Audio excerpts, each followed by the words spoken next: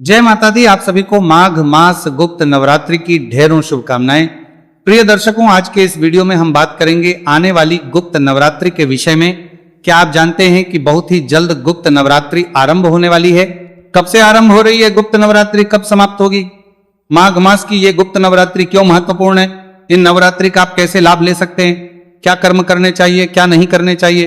क्या एक गृहस्थी व्यक्ति को गुप्त नवरात्रि रखने चाहिए कि नहीं रखने चाहिए?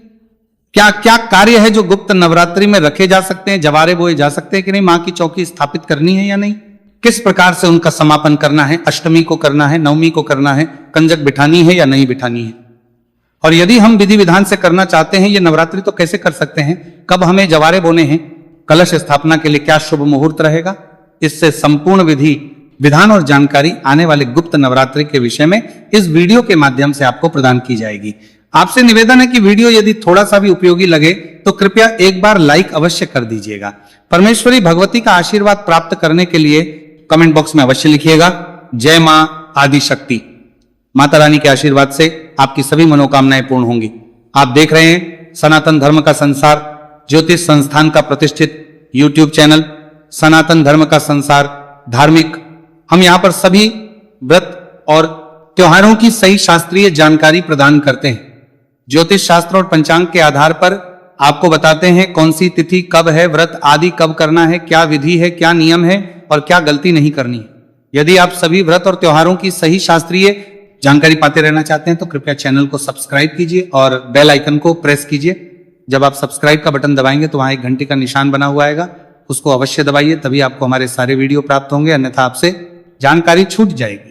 आइए प्रिय दर्शकों, जानकारी आरंभ करते हैं। बात करते हैं आने वाली नवरात्रि की, गुप्त नवरात्रि की। प्रिय भक्तों, यूं तो नवरात्रि वर्ष में 4 बार आती है, 2 दिन को आप जानते ही हैं। एक जिससे नव संवत की शुरुआत होती है जो चैत्र मास में आती है तो चैत्र नवरात्रि कहलाती है। दूसरी आश्विन मास में आती है, आश्विन कहलाती है। दिवाली से पहले जो आती है, दशहरे से पहले, तो उसे हम आश्विन नवरात्रि कहते हैं। इसके अलावा 2 गुप्त नवरात्रि भी आती है। उन्हीं में से एक महत्वपूर्ण नवरात्रि है जो माघ मास में आती है, इसे माघ गुप्त नवरात्रि कहते हैं। जिस प्रकार से ज्ञात नवरात्रि हैं चैत्र और आश्विन की, उसमें माता के 9 स्वरूपों का पूजन किया जाता है। 9 दिनों में मां के जो 9 अलग अलग स्वरूप है ना, उनका पूजन किया जाता है। उसी प्रकार से गुप्त माता की 10 महाविद्याओं का पूजन किया जाता है। माता की ये 10 महाविद्याएं अत्यंत कल्याणकारी और आपके जीवन के लिए अत्यंत सहायक होती है। आपके जीवन में दुखों की रक्षा ये करती है, आपको धन ये देती है, संतान ये देती है। ये वो महाविद्याएं हैं जिनके आशीर्वाद से आपका जीवन चलता है। तो इन महाविद्याओं की पूजा कैसे करनी चाहिए आपको, किस दिन कौन सी महाविद्या पूजा की जाएगी, ये अभी आपको बताएंगे। इसके अतिरिक्त प्रतिदिन की जो पूजा विधि आएगी ना, जब नवरात्रि शुरू होगी तो हम प्रतिदिन की पूजा विधि भी बताते हैं आपको कि कल माता के इस महाविद्या का पूजन होगा, ये इनका स्वरूप है और इस विधि से आपको पूजन करना है। इस प्रकार का मंत्र है, क्या भोग है, क्या पुष्प है, क्या रंग है, वो सब हम आपको प्रतिदिन बताते रहेंगे। यहां बताते हैं आपको कि कौन सी वो महाविद्याएं हैं जिनका आपको पूजन करना है और कौन कौन से वो कर्म हैं जो आपको प्रथम दिन से शुरू कर रहे हैं। प्रिय दर्शकों, पहले के समय में जब जानकारी नहीं थी तो ये जो गुप्त नवरात्रि हैं इनका भरपूर लाभ केवल वही लोग लेते थे जिन्हें हम तांत्रिक कहते हैं, क्योंकि वो तांत्रिक क्रियाएं करते थे और महाविद्याओं को प्रसन्न करके अपने तंत्रों को, मंत्रों को सिद्ध करते थे। लेकिन जैसे जैसे शास्त्रों की जानकारी होने लगी तो अब ये आम आदमी को भी इसकी जानकारी होने लगी है। और ये जो दिन होते हैं माता के, ये नवरात्रि जो होते हैं 9 दिन, ये केवल तांत्रिकों के लिए नहीं है। शास्त्र कहते हैं हम सभी साधारण जो मनुष्य हैं, जो आम जीवन जीने वाले हैं, उनके लिए भी अत्यंत शुभ फलदायी होते हैं।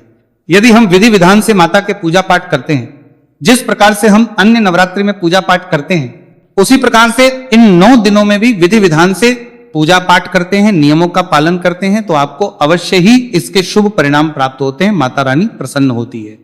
बात आती है कि क्या कर्म है जो आपको करने चाहिए इन 9 दिनों में। प्रिय दर्शकों, जब गुप्त नवरात्रि आरंभ होगी तो प्रथम दिन पर आपको कलश स्थापित करना चाहिए, जैसे कि आप अन्य नवरात्रि में भी करते हैं। माता की चौकी लगानी चाहिए, विधि विधान से चौकी स्थापित करनी चाहिए।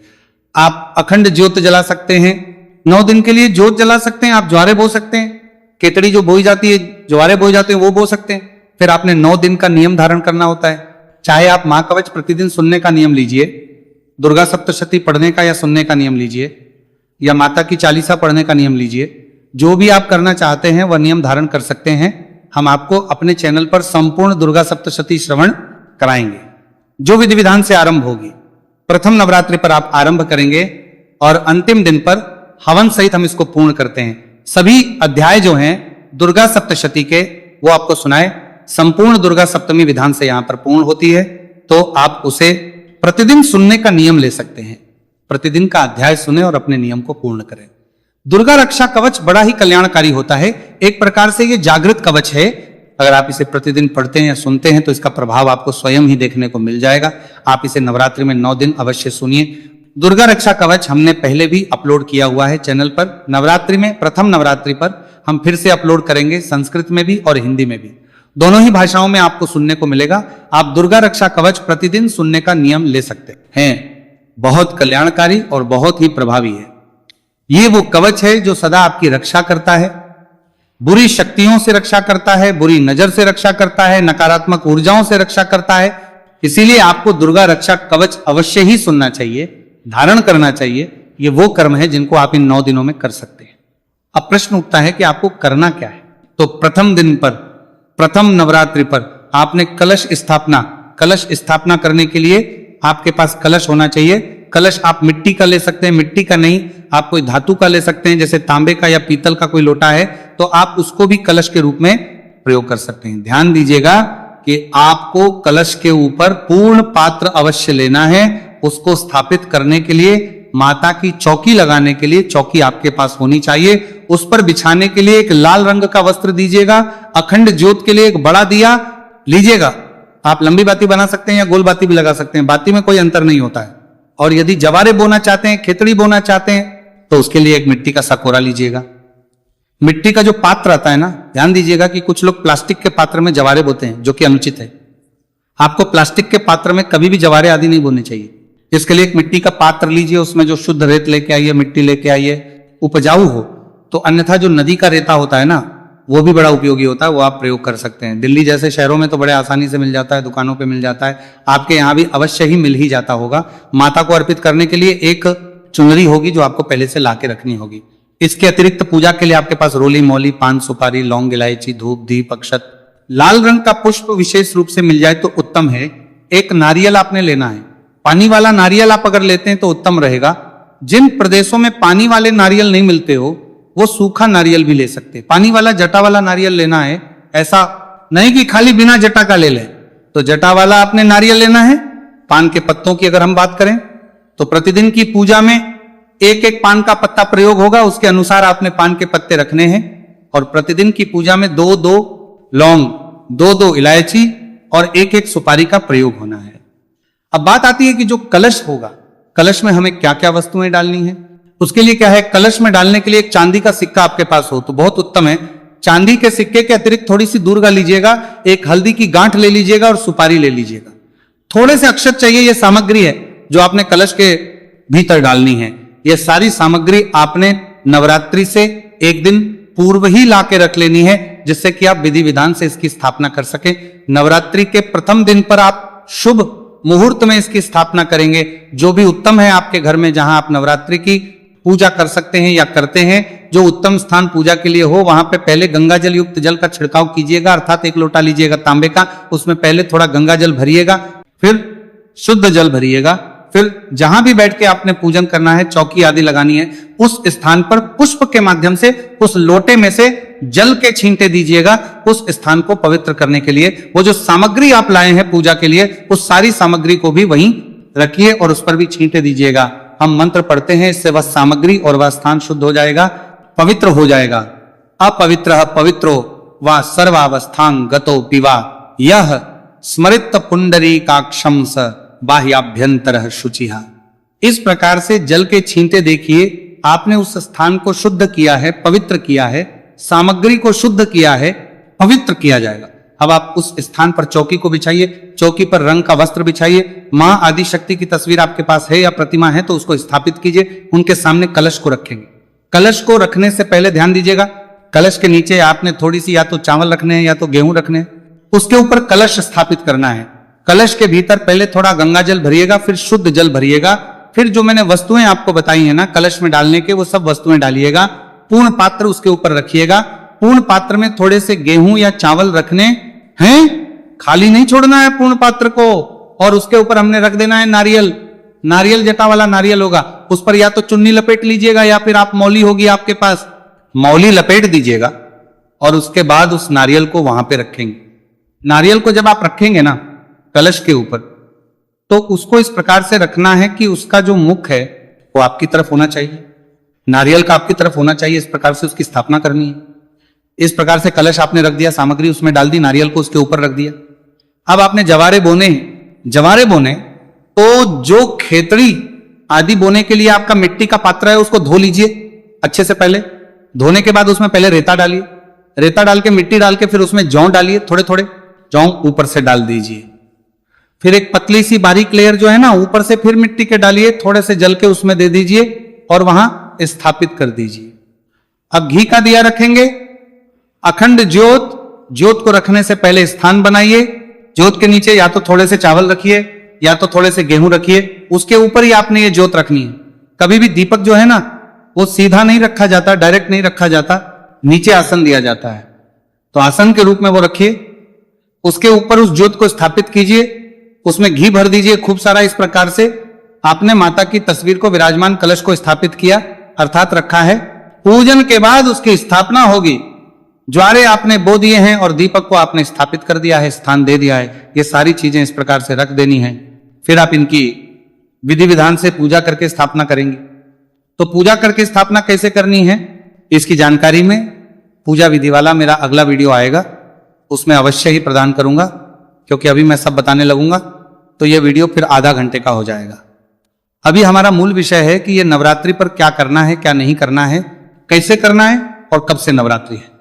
तो इस प्रकार से आपने स्थापना कर लेनी है। क्या नियम लेने हैं मैंने आपको बता दिया है। फिर संकल्प करते हुए हम पूजन करेंगे वो अगली वीडियो में। अब बात आती है कि यह नवरात्रि शुरू कब से हो रही है और शुभ मुहूर्त क्या रहेगा कलश स्थापना करने के लिए। तो प्रिय दर्शकों, माघ मास की जो गुप्त नवरात्रि है ना, यह शुरू होती है माघ मास के शुक्ल पक्ष की प्रतिपदा तिथि से। माघ मास के शुक्ल पक्ष की जो प्रतिपदा तिथि है उसकी शुरुआत हो रही है 19 जनवरी को रात्रि को 1:21 पर, अर्थात 18 जनवरी। जिस दिन आप अमावस्या करेंगे उस दिन जब रात्रि हो जाएगी तो 12 बजे के बाद 19 तारीख लग जाएगी, तो 1:21 पर प्रतिपदा लग जाएगी। तो 19 तारीख को सुबह से सूर्य के मुख से प्रतिपदा होगी, इसीलिए 19 तारीख को प्रतिपदा है। और 19 तारीख को ही पहला नवरात्रि होगा, पहला माघ गुप्त नवरात्रि होगा। तो 19 जनवरी को आपने ये स्थापित करना है। 19 जनवरी से आप शुरू करेंगे। मुहूर्त बताएं उससे पहले बताएं कि इसकी अष्टमी कब करनी है आपने और कब पूर्ण होगा। तो अष्टमी रहेगी प्रिय दर्शकों 26 तारीख को, 26 को अष्टमी है और 27 तारीख को रहेगी नवमी। 26 जनवरी गणतंत्र दिवस पर अष्टमी होगी और 27 तारीख को नवमी रहेगी। जिनके यहाँ अष्टमी होती है वो अष्टमी करें, जिनके यहाँ नवमी होती है वो नवमी करें। वैसे तो नवरात्रि का जो समापन है वो 10वीं को होता है। 9 दिन की पूजा और 10वीं दिन विसर्जन होता है। विसर्जन कैसे करना है उसकी विधि आदि मैं आपको बता ही दूंगा समय आने पर, क्योंकि विसर्जन जो है ना इसका बड़ा महत्वपूर्ण होता है। प्रतिदिन की पूजा भी बड़ी महत्वपूर्ण होती है, इसीलिए हमारे साथ जुड़े रहिएगा जिससे कि आप प्रतिदिन की पूजा देख सकें और उसका लाभ ले सकें। तो इस प्रकार से ये 9 दिन के नवरात्रि होंगे, पूरे 9 नवरात्रि है इस वर्ष। अब बात आती है कि कलश स्थापना आपने किस समय करनी है, क्या शुभ मुहूर्त रहेगा। कलश स्थापना के लिए शुभ मुहूर्त जो है वो रहेगा 8:34 से और 9:59 तक। ये शुभ मुहूर्त है कलश स्थापना के लिए। इसमें यदि आप नहीं कर पाते हैं तो फिर अभिजीत मुहूर्त आएगा दोपहर को, वो आएगा 12:13 से और 12:58 के बीच में। इसमें आप कलश स्थापना कर सकते हैं। इस प्रकार से विधि विधान से आप कलश स्थापना कीजिएगा। पूजा विधि का वीडियो मैं आपको अपलोड करूंगा, अलग से पूरी विधि इसमें स्थापना बताऊंगा, कैसे करनी है उस स्थापना बताऊंगा, पे ध्यान दीजिएगा। आप एक और जो कार्य कर सकते हैं, ये जो नवरात्रि होती है ना गुप्त नवरात्रि, इसमें माता की 9 महाविद्याओं की पूजा की जाती है। प्रतिदिन एक महाविद्या की पूजा। मैं आपको प्रत्येक दिन की महाविद्या के बारे में आपको बताऊंगा और साथ ही बताऊंगा कैसे उनको प्रसन्न करना है, कैसे उनका आशीर्वाद लेना है और कैसे उनकी पूजा करनी है। ये जो 9 दिन का जो नियम रहेगा इसमें आप अपने गुरु मंत्र को भी सिद्ध कर सकते हैं, क्योंकि ये जो 9 दिन होते हैं ना ये सिद्धि के लिए बड़े कल्याणकारी हैं। यदि आप कोई भी मंत्र सिद्ध करना चाहते हैं तो श्रद्धा के साथ यदि आप देवी मां की आराधना करेंगे तो इन 9 दिनों में अवश्य ही मां आदि शक्ति प्रसन्न होती हैं और माता के आशीर्वाद से आपके जो भी मनोकामनाएं होती हैं वो पूर्ण होती है। और इन आपके मंत्र भी सिद्ध होते हैं।